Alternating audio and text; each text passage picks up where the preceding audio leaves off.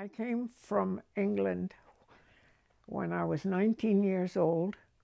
I intended to come for 1 year, looking after some Canadian children who had been in our village. And then I met somebody and I didn't go back. So I settled into life in Canada, and I liked it very much, and I've never regretted it. So that's how I got here. Well, on Balsam Lake is a big estate. It's a McKenzie Estate, Sir William McKenzie. And his grandson, Peter Griffin, was in our little village after the war. They set up things they set up businesses, and he was setting up a business. And I became the nanny for his 3 children. I was 19 at the time. And so when he came back to Canada, he asked my parents if I could come with them for a year and get the children settled back in Canada. And my parents said yes.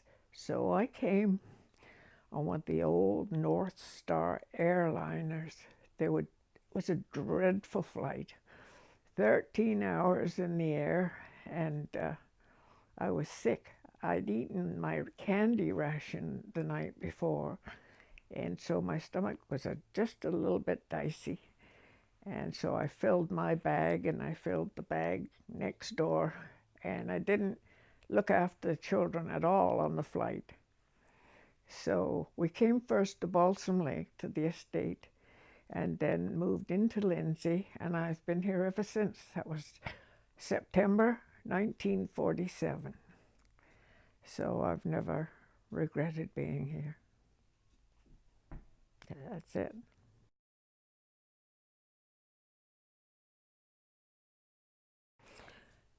Well, it was for one thing, the man that I met and fell in love with was a waiter at a local hotel. So he knew a lot of very strange people. So we would be walking up Kent Street, and somebody would come up and say, "Can you give me a quarter?" And my husband would give him a quarter, because 3 quarters would buy you a bottle of wine. So I got to know all the winos first, but then I got to know the neighbors, and gradually became a little bit better known myself, because I did a lot of, I was on different boards. I was on the library board for many years. I really enjoyed that. Well, of course, there were none of the outlying buildings. The newest buildings in town were the wartime houses that were built specially for the returning veterans, and that was about the extent of it. So, like Churchill Crescent and Pottinger Street and Coburn Street East and Short Street, all of these were the outskirts of the town, except in the South Ward, which was older and went all the way down to the river. But when I was on Churchill Crescent looking out a window, I saw fields and I saw snow, and it was blowing across the fields, and I thought, what on earth is this country? It's so cold. But I gradually became used to the winters. So anyway, the people were mostly very often related. And the companies here were Sylvester's and Silverwoods and all these companies that no longer exist. And the Carew Company was a huge undertaking, with logs coming down the river and going into the chemical factories that existed in those days. And across the river from where I live was the planing mill where they made windows and doors, which is now, what's it called over there? River Mill, I believe. After I stopped looking after the children, I went to work at the Trent Valley Bake Shop, which was on Queen Street. It was 2 buildings, and now it's apartments, but it was really interesting working there because I learned all kinds of baking things that I didn't know about. And I learned to ice cakes. I learned to pack them up and wrap them up and put them through the machines. And it was very, very interesting. But then I had the opportunity to work at the Knitters, which was on Logie Street. And so I went there where I learned to take yarn from a machine, a big spool, bring it down and put it onto a different spool. And we had a row of machines, and I got very good at that. But there was somebody who was better than I was, and so we sort of raced each other to see who could get the most off in a day. Originally, the Knitters had been up on the highway. I believe it was the old Valdor dance company, and it started up there, but then it came down to into Lindsay. Yeah. So I worked there really until I got married.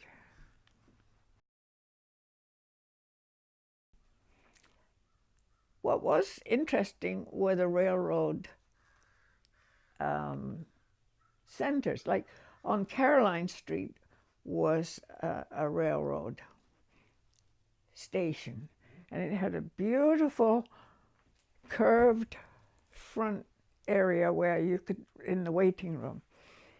And eventually that became the very first place for the museum objects, which the museum started by my father, Mr. Brett, and Jim McQuarrie and Dr. William Schultz. And they didn't, well, Dan McQuarrie was really worried because people were selling their farms and people were building on the farms, and the farm equipment was getting lost. And we really, the three of them, but mostly Dan McQuarrie, was concerned about losing this aspect of local history. And my dad was already very interested in museums and archaeology, so they got together and started collecting items from farms that had been sold. And at first they were in the railroad station, but of course it wasn't very long before there was too much stuff in the station. So they had a piece of land up on Kent Street, and they managed to raise the funds to build a small museum. And it was Mr. Ridpath was the architect, and it was a very beautiful little building. But unfortunately, it was beautiful but not useful, because every winter, it was down in the lower part where the mall was being built. So it was down a bit, and the water would freeze down there, and the museum would shift in the winter when it was freezing. And so actually it was disastrous, because Mr. and Mrs. Burridge, who had an antique business, had donated to the museum a lot of beautiful pressed glass, and we were so proud of it. So we put up the shelves and we put the pressed glass on the shelves. It's beautiful stuff. And then in the winter, the building shifted, and the shelf came down, and all that pressed glass was gone. It was just a pile of broken glass. So it really wasn't suitable. So then they were looking around for another place, and they were able to put the items in the provincial building. There was a big in big hall there at that time. And so they put the stuff in there, and it's sort of nothing happened very much until they were able to move into the old jail on Victoria Avenue. And now it's beautiful, beautiful museum. And nothing moves and nothing falls and breaks. No, no, no, no, no. My father was a man of all trades. He was just an office worker. Yeah, but he did a lot of archaeology. So I don't know. I wish I could remember more. There was a farm near Cambrai. There was a farm near Cambrai which apparently had Indian remains on it, and a Professor Pratt came up from the States with his students, and they uncovered this longhouse. They knew, of course, it was built with wooden, but there was all the spaces with the blackened part where the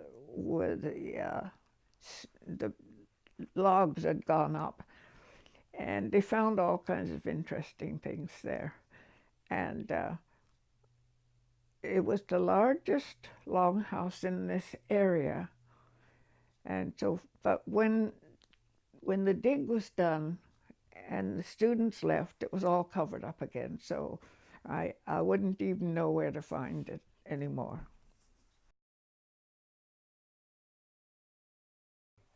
Oh, that wasn't so long ago. That was probably 20 years ago, or 15.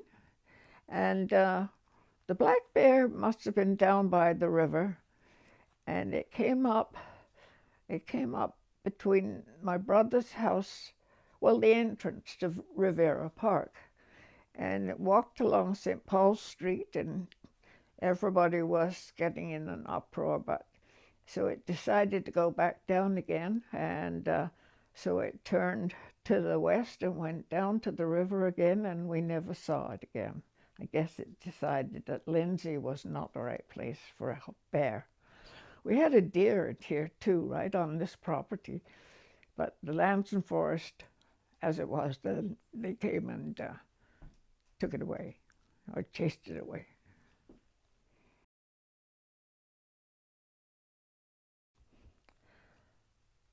I was on the library board for many years, and we just had the little Carnegie building, and it was a beautiful building, but it wasn't large enough for our expanding library.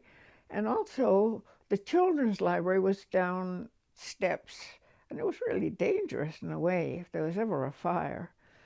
So we tried very hard to raise money to build an extension on it. And the chairman of the building committee was Jimmy Macquarie, who was Danny's son. And so we tried every way to get things going. We couldn't. So the board, I was on the board, and they looked at me and said, somebody's got to sit on council and get this work done. So I ran for council, and I got in by 9 votes at the bottom of the list. But I was the first woman, so I got some women's votes that were very helpful. And the person right behind me was Enzo Gentile, who was a Greek local restaurateur, and he came to me and said, "Oh, I think you'll do a good job. I'm not going to have a recount." So that was nice. So when I got on council, I realized that sewers and potholes were far more important than museums or libraries or anything else. But luckily Winterio came along just at that time, so there was money coming, and we finally did agree to build the building, but then it was too expensive. Now, on our board was an Englishman, I can't remember his name, but he hardly ever spoke. He just sat there and listened, But we're talking about how distressing this was to not be able to build. And he said, make it smaller. And those 3 words just got things going. So we redid the architects, and instead of the size we wanted, it was a little bit smaller. And then we on the town council decided to build it and raise the funds and do it. So that's how we got our library, and it's three floors, but it's built strong enough to take 6 floors, because in Lindsay at that time, the fire department could go to six floors. That's why nothing in Lindsay was more than 6 floors, because our fire department wasn't prepared to go. Well, I mean, they just didn't have the equipment, I suppose. So that was how we got our library expansion. But 3 words, isn't that something? 3 words, and it made all the difference. So that was fun. Many years ago, when the Carew Company was at its height, they shipped all the logs down from up north, and they came down the river and were processed here at the Carew, at what they called the chemical factory, which was on St. Paul Street. And the chemical factory made charcoal, and it also made alcohol, not drinking alcohol, but industrial alcohol. And apparently these buildings are liable for fire. And this was not the first chemical factory. This was maybe the second or third. But anyway, sooner or later, it caught fire and burnt down. And so all that was left of the building was the cement parts, and it really looked nice. It was rather like going to England and seeing a ruined cathedral, because the walls were up, but the roof was gone. And so the town took it over, and they decided to tear it down because it was dangerous, which was unfortunate in a way, because it was very attractive looking. So it was torn down. So all that was left was the square, the triangle, the oblong foundation. So when my father, Mr. Brett, bought the Carew house, this was on his property, so he took out all the soil that was sort of chemically damaged, and he had it refilled with good soil and used it for a garden. He grew all his vegetables there and raspberries. So it was kind of a pity to lose the history, but it was still useful.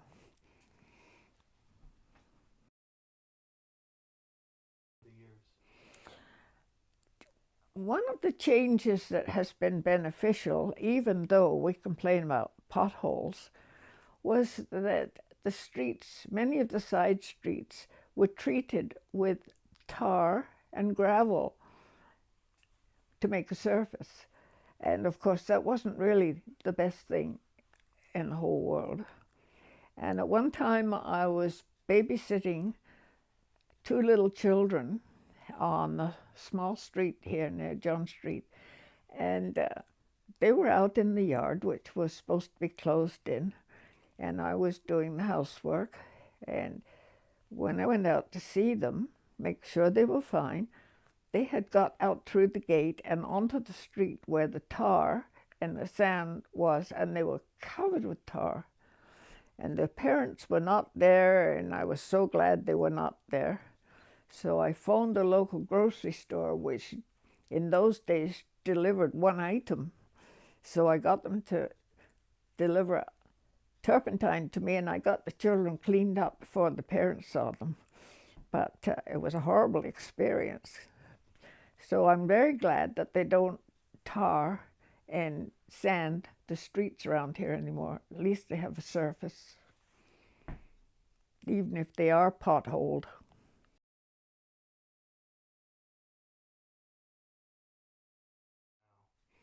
There were family businesses around in the old days.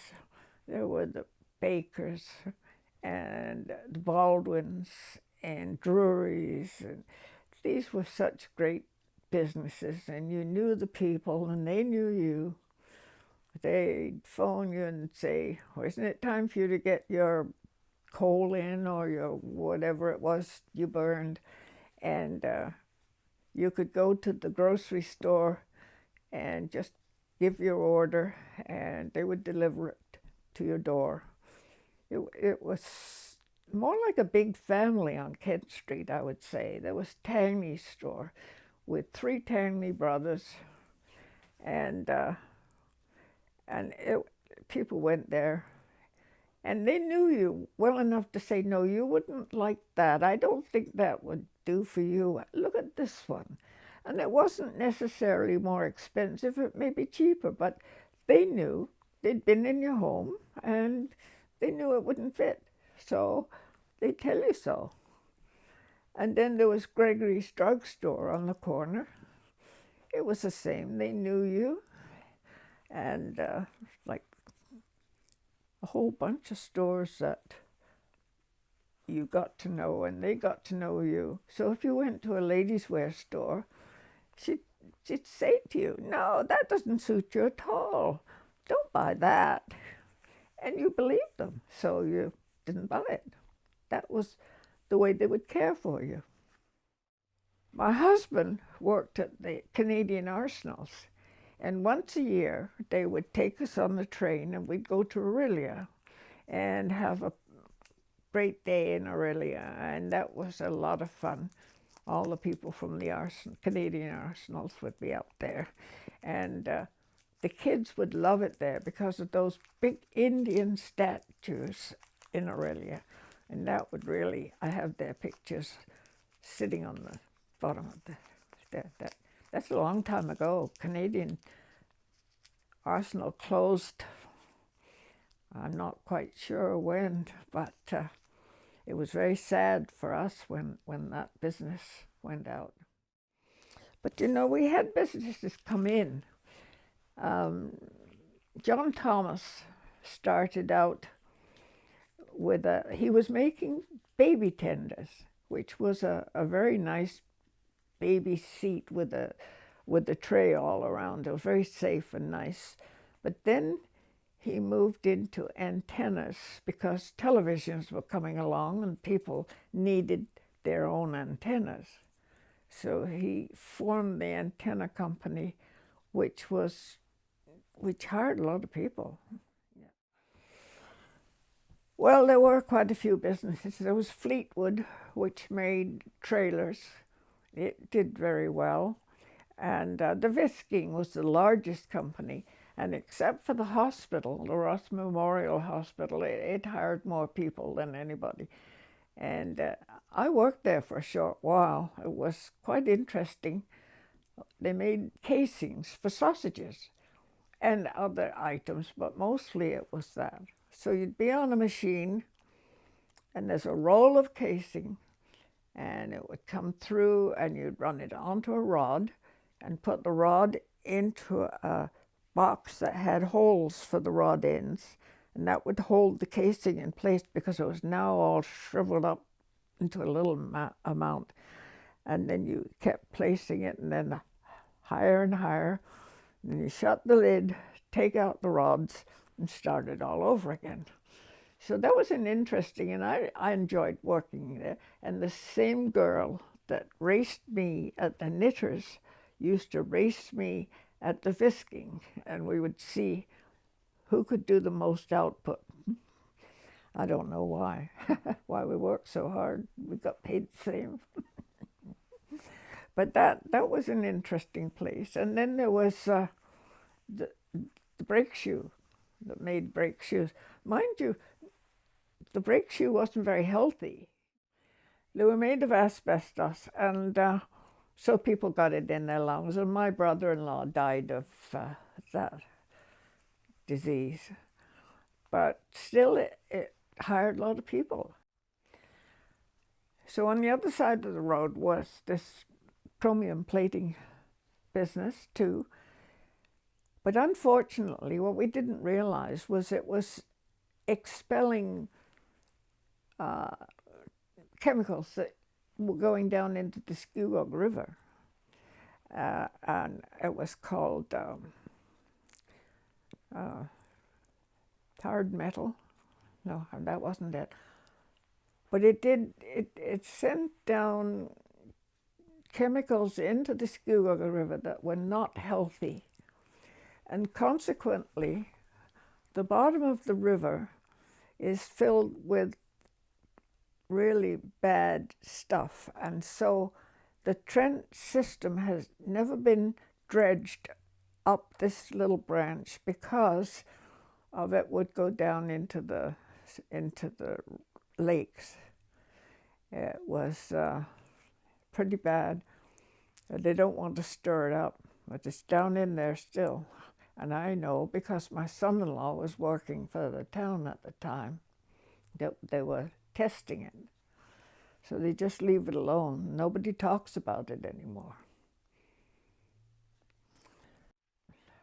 My father bought the house. He came to Canada in 1955 for a visit, and he was so pleased with the place that he decided to move here. So he came in 1958 and bought the Carew house that had been the Carew office, which is just south of me here. And there was a creek ran down through there, and he was very interested in the creek because at the time, very strange colors would come through there when the factories were working. Sometimes it would be like little flecks of silver, sometimes it'd be green, sometimes be another color, and the fish all died. So there was always dead fish floating around. So he knew that the stuff coming from that area was not really good for the Scugog River. So there wasn't much he could do about it, though.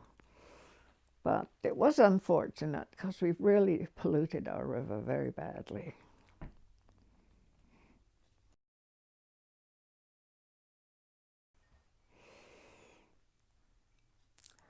I was on the town council at the time that the Sanford Fleming College were prepared to build us an area for recreation. What we had was a swimming pool on Peel Street, and there was also what was there? Oh, tennis courts. So they were prepared to do a lot towards that. And but there was a big furor. They didn't know where they were going to place this. So there were all kinds of thoughts as to where it should go.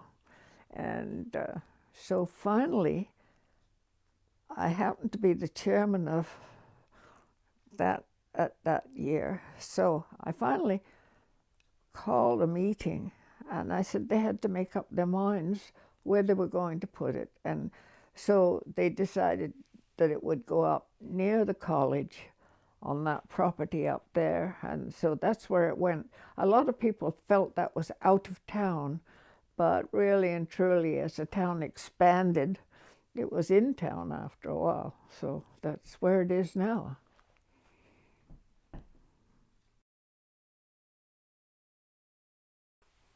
I love Lindsay. I've loved it from the day I came. It was just, everybody was so kind, and it was really interesting because we were in wards at that time. And so the North Ward was the posh ward where all the bigwigs lived. The South Ward was so-so. It was French Village, and it was called something else too. I'll remember in a minute. And then the East Ward. Well, the East Ward was, of course, where the poor people lived. And my husband said when he was little, they would say, "We are rough, we are tough, we're from the East Ward, that's enough." And boys from the East Ward did not date girls from the North Ward. So that was just it. So there was a sort of a division. And the West Ward, I hardly heard about it, but I guess that's where a lot of expansion went.